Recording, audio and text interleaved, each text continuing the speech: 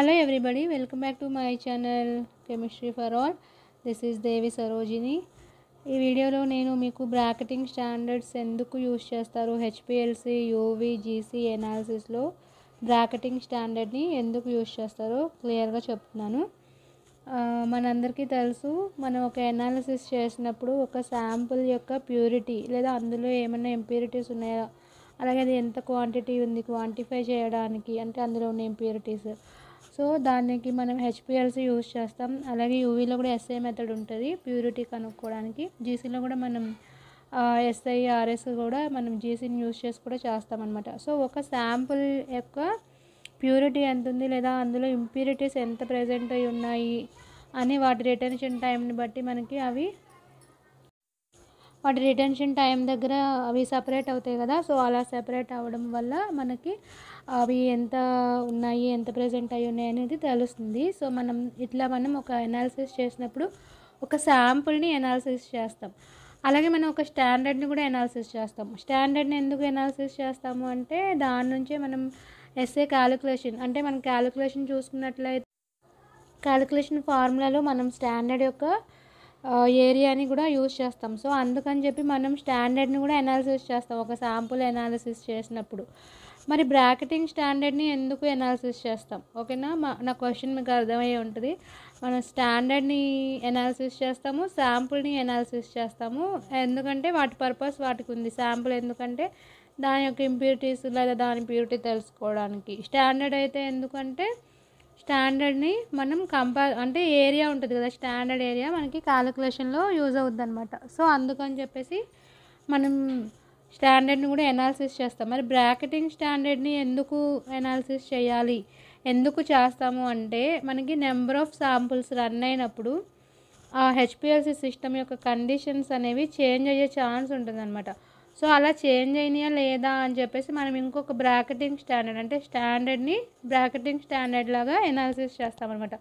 అలా చేసినప్పుడు మనకి ఆ స్టాండర్డ్ ఏరియా మనకి ఫస్ట్ మనం స్టాండర్డ్ పెట్టి ఎనాలిసిస్ చేస్తాం కదా. సో ఆ ఏరియాతో మనకి మ్యాచ్ అవుతుంది. అలా కాకుండా మనకి హెచ్పిఎల్సి సిస్టంలో ఏమైనా ఇంటరప్షన్స్ అయినాయి అనుకోండి, అంటే ప్రెషర్ ఫ్లక్చువేషన్స్ కానీ లేకపోతే కాలం లీకేజెస్, లేకపోతే ఇంకా డిటెక్టర్లో ఏమైనా ప్రాబ్లమ్స్ ఉన్నా సరే మనకి రిఫరెన్స్ స్టాండర్డ్, అంటే బ్రాకెటింగ్ స్టాండర్డ్ ఎనాలిసిస్ చేసినప్పుడు రిఫరెన్స్ స్టాండర్డ్ తోటి మనం కంపేర్ చేసుకుంటే ఏరియా మ్యాచ్ అవుతుంది అనమాట. ఏం ప్రాబ్లమ్స్ లేకపోతే మ్యాచ్ అవుతుంది, ఏమన్నా ప్రాబ్లమ్స్ ఉంటే కనుక మనకి ఆ ఏరియాలో చేంజ్ అనేది వస్తుంది. సో దీని గురించి మనం ఆ ఎనాలిసిస్ అయిపోయిన తర్వాత, అంటే స్టాండర్డ్ శాంపుల్ రన్ చేసిన తర్వాత ఖచ్చితంగా బ్రాకెటింగ్ స్టాండర్డ్ కూడా ఒకసారి రన్ చేసి చెక్ చేసుకోవాలి. మరి మనం హెచ్పిఎల్సి సిస్టమ్ బాగుందా లేదా అంటే ఏం చేయాలి, క్యాలిబ్రేషన్ కదా చేస్తామంటే క్యాలిబ్రేషన్ చేయడం ద్వారా మనకి ఆ హెచ్పిఎల్సిలో అన్ని కండిషన్స్ కరెక్ట్గా ఉన్నాయా లేదా అని చెప్పేసి మనం చెక్ చేసుకోవాలి.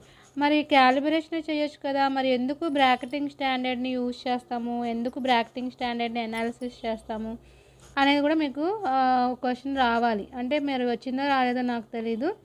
సో నేను దానికి కూడా ఆన్సర్ చెప్తాను ఈ వీడియోలో.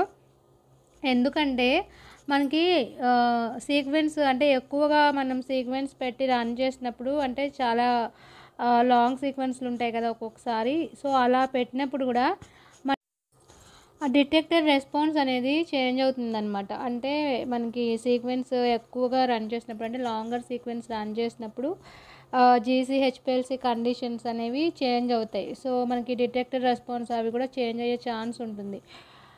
సో అందుకని చెప్పేసి ఇది మనకి క్యాలిబ్రేషన్ వ్యాలిడిటీ మీద కూడా ఎఫెక్ట్ చూపిస్తుంది అనమాట.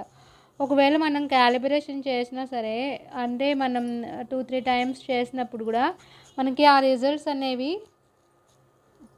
ఖచ్చితంగా కరెక్ట్గా వస్తాయని చెప్పలేం. సో అందుకని చెప్పి మనం బ్రాకెటింగ్ స్టాండర్డ్ని యూజ్ చేస్తాం. అర్థమైంది అనుకుంటున్నాను మీ అందరికీ. ఏంటంటే మనకి లాంగర్ సీక్వెన్స్ రన్ చేసినప్పుడు హెచ్పిఎల్సి జీసీ కండిషన్స్ అనేవి చేంజ్ అవుతాయి. సో అలా చేంజ్ అవ్వడం వల్ల మనం క్యాలిబ్రేషన్ చేసినా కూడా మనకి అవి కరెక్ట్గా వచ్చే ఛాన్స్ ఉండదు, అంటే డిటెక్టర్ రెస్పాన్స్ మారిపోవడం వల్ల. సో మనకి దానివల్ల క్యాలిబ్రేషన్ చేసినా కూడా మనకి అవి కరెక్ట్ రిజల్ట్స్ అనేది ఇవ్వదన్నమాట. సో అందుకని అది కూడా ఇవ్వదు. సో అందుకని చెప్పి మనం ఒక సింపుల్ టెక్నిక్, అంటే బ్రాకెటింగ్ స్టాండర్డ్, అంటే జస్ట్ మనం ఒక స్టాండర్డ్ ఎనాలిసిస్ చేసి అది కరెక్ట్గా ఉందా లేదంటే ఏరియా మ్యాచ్ అవుతుంది కదా కరెక్ట్గా ఉంటే. అలా అందుకని చెప్పేసి మనం బ్రాకెటింగ్ స్టాండర్డ్ని యూజ్ చేసి మనం హెచ్పిఎల్సి సిస్టమ్ కరెక్ట్గా ఉందా లేదా అని చెక్ చేసుకోవడానికి బ్రాకెటింగ్ స్టాండర్డ్ యూజ్ చేస్తాం. మీకు ఇంకా ఏమైనా డౌట్స్ ఉంటే కామెంట్ చేయండి. అలాగే లైక్ చేసి షేర్ చేసి సబ్స్క్రైబ్ చేసుకోవడం మర్చిపోకండి. మీకు ఎవరికైనా ఆన్లైన్ క్లాసెస్ కావాలి అంటే ఖచ్చితంగా ఒకసారి నన్ను కాంటాక్ట్ అవ్వండి.